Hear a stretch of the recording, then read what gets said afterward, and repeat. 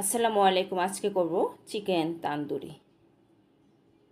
সেই জন্য আমি চাটনিটা আগেই করে নিচ্ছি। কিছুটা ধনিয়া পাতা আমি পরিষ্কার করে ধুয়ে কুচি করে নিয়েছি। আদা দিয়ে দিচ্ছি পরিমাণ মতো, রসুন পরিমাণ মতো,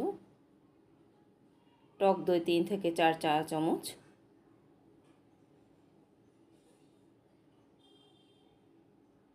লবণ দিয়ে দিচ্ছি স্বাদ মতো,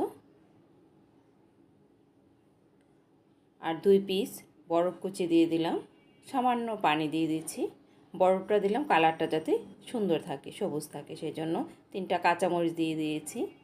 হয়ে গেল আমার ধনিয়া পাতার চাটনি। আমি একটা বাটিতে নিয়ে নিয়েছি কিছুটা সরিষার তেল,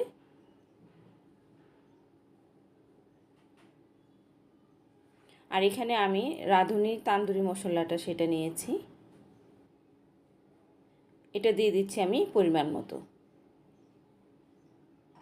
আদা পেস্ট দিয়ে দিচ্ছি 3 চা চামচ,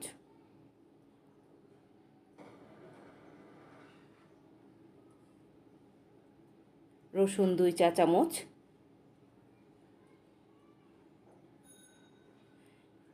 পানি ঝরানো টক দই দিয়ে দিচ্ছি পরিমাণ মতো, লবণ স্বাদ মতো। এখন হাত দিয়ে খুব ভালোভাবে মাখিয়ে নিতে হবে। লাল মরিচের গুঁড়া 2 চা চামচ, আমি এখানে রান্নার রেগুলার যে লাল মরিচের গুঁড়া সেটা দিয়েছি। আপনারা চাইলে কাশ্মীরি যে গুঁড়াটা আছে, মরিচের গুঁড়াটা, সেটা দিতে পারেন। আর আমি লেগ পিসগুলো পরিষ্কার করে ধুয়ে নিয়েছি, আর এরকম দাগ কেটে নিয়েছি লম্বা লম্বা করে। আমি লেগ পিস নিয়েছি, আপনারা যে কোনো মাংসই, মানে যে কোনো মুরগির মাংসই নিতে পারেন। এখন লেগ পিসগুলোকে খুব ভালোভাবে মশলাটা মাখিয়ে নিতে হবে প্রত্যেকটার মধ্যে।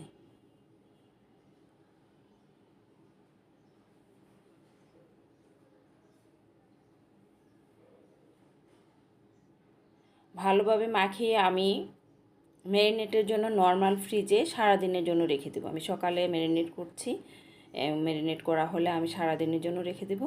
আর না হয় আপনাদের 1 ঘন্টা ম্যারিনেট করে রেখে দিতে হবে, একটা কিছু দিয়ে ঢাকা দিয়ে রেখে দিই। সারাদিন পরে বিকেলে আমি তান্দুরিটা করব, বিকেলে বের করেছি, আবার একটু হাত দিয়ে মেখে নিলাম। আর চুলায় আমি একটা ননস্টিক ফ্রাই প্যান বসিয়ে দিয়েছি। আপনারা চাইলে যেটা গ্রিল সেটাও নিতে পারেন, আর গ্রিল প্যানটা না হলেও অসুবিধা নেই, এটাতেও হয়ে যায়। আমি এটাতেই করেছি, বেশ ভালোই হয়েছিল। আমি দুটো দুটো দিয়ে তারপর অনেকক্ষণ 1 থেকে 1.5 ঘন্টা সময় নিয়ে মিডিয়াম আঁচে খুব ভালোভাবে এপিট উপিট করে ভেজে নিতে হবে। আমার 1 পিঠ হয়ে গেছে, আমি উল্টে দিচ্ছি।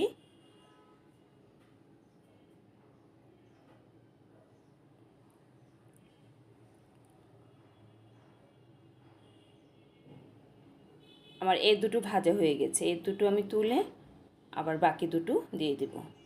আরেকটা কথা, খাবার আমরা যে পরিমাণ খাবো আমরা সেই পরিমাণে নিব, আমরা যেন খাবারটা অপচয় না করি। আমি বাকি দুটো দিয়ে দিয়েছি।